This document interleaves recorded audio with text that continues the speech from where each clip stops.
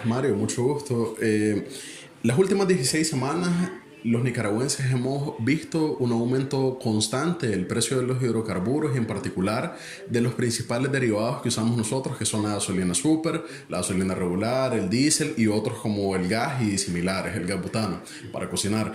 Entonces, detrás de esto hay un tema sencillo, que nosotros no somos productores de petróleo como país. Nosotros acudimos al mercado internacional del petróleo como tomadores de precios. Nosotros preguntamos cuál es el precio que hay en el mercado y no regateamos ni nada, solo lo tomamos. Ahora, ¿cómo se forma ese precio? Ese precio se forma de forma oligopólica, en el sentido de que hay unos pocos productores de petróleo que están organizados en la OPEP, no todos, pero sí la mayoría y sí los más importantes, y estos fijan cuotas de producción, de distribución del petróleo y con base a eso fijan precios internacionales del petróleo. Es decir, el precio del petróleo no es un precio que se forma de forma natural o espontánea, sino que se forma con base a los acuerdos que hacen estas naciones. El resto, que no tenemos la dicha de ser productores, simplemente los aceptamos. Entonces, ¿qué ha sucedido?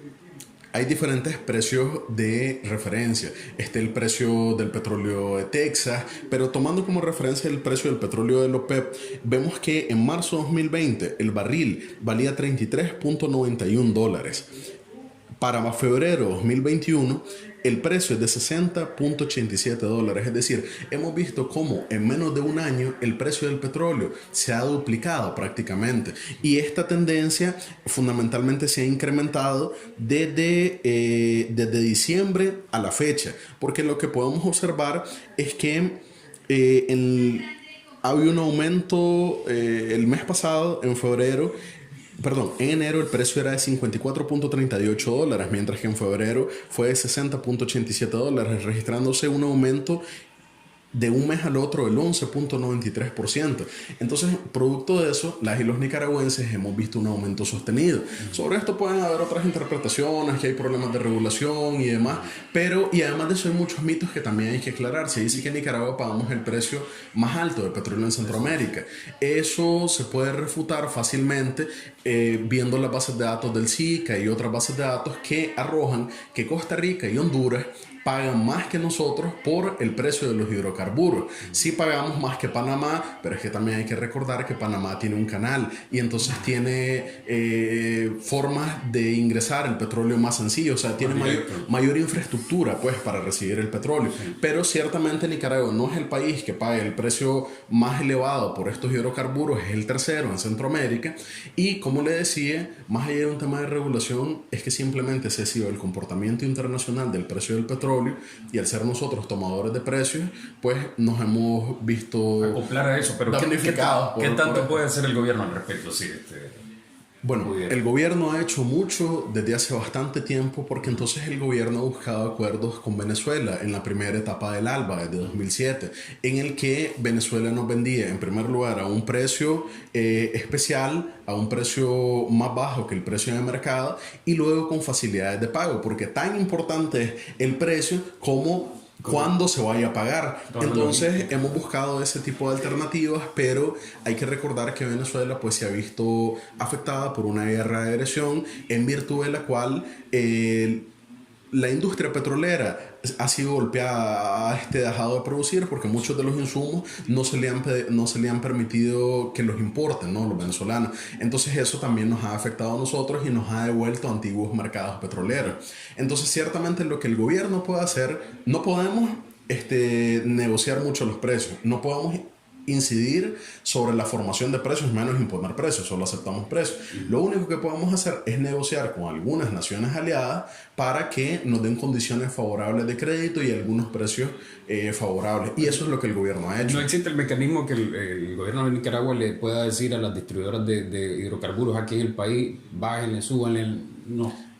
A ver, si usted como consumidor observa, de gasolinera en gasolinera, estación de servicio en estación de servicio, hay ciertas diferencias en los precios. Y si hay una regulación, ¿no? A través del INE y demás. Pero el tema de fondo es que el margen, o sea, qué tan efectiva es la política de regulación y qué tanto es lo que en realidad puedan hacer las estaciones de distribución y los demás distribuidores, porque es una cadena bien larga, es poco. O sea, porque todo ya viene precondicionado base, sí, por esta base que es el precio internacional del petróleo. Entonces puede ser que alguno le suba 50 centavos, otro le suba 30, otro le baje un poco, pero en general, si ustedes observan, el precio del petróleo es casi que el mismo en algunos lugares por temas de transporte que en la costa, que en ciertos lugares es más caro por llevarlo hasta allá, ¿verdad? Sí. Pero en general todo está condicionado por eso. Finalmente, Frank, el tema de que para balancear un poquito, algunos resaltan, por ejemplo, el subsidio al transporte, las carreteras en buen estado. Muy bien, entonces estos son otros temas importantes. El petróleo es un bien económico líder. El petróleo la industria petrolera es una de las industrias con más encadenamiento. Eso quiere decir que el comportamiento de los precios de los bienes que oferta la industria petrolera, porque son muchos, ya lo decimos, todos los derivados de los hidrocarburos, repercute sobre los precios de las demás industrias económicas. En palabras sencillas, si el precio del petróleo aumenta el precio de los bienes alimenticios, aumenta el precio del transporte, aumenta el precio de la electricidad y diferentes industrias. O sea, por eso es que le damos tanta importancia y siempre estamos observando el comportamiento de estos precios. Entonces, para evitar que esto incida sobre la inflación con un aumento de los precios de las industrias antes señaladas y de otras, entonces el gobierno implementa mecanismos, implementa políticas de subsidio y entonces vemos cómo hay una política de subsidios, por ejemplo, al sector transporte, que por cierto no es una, sino que hay varios tipos de subsidios. Entonces hay un subsidio en términos de gasolina, del combustible, que es uno de los principales insumos de los hermanos transportistas, ¿verdad? Sí. Hay insumos en el sentido de las llantas, que también devienen, son un subproducto más industrializado, por supuesto, de la industria petrolera. Sí. Entonces, vemos como hay subsidios eléctricos, que está el de 150 megawatts, está la tarifa jubilada, todo el pliego tarifario, ¿no? Entonces, vemos como el gobierno de Nicaragua trata de que esas variaciones de precios no repercutan directamente y al menos en gran escala sobre la familia nicaragüense. Ahora, eso, como le decía, tiene un límite, pues el gobierno y el precio internacional del petróleo no lo puede regular. Muchas gracias, Abraham. A la orden. Oh, qué bárbaro. Caminando juntos, un presente juntos, un futuro juntos, juntos seguiremos adelante.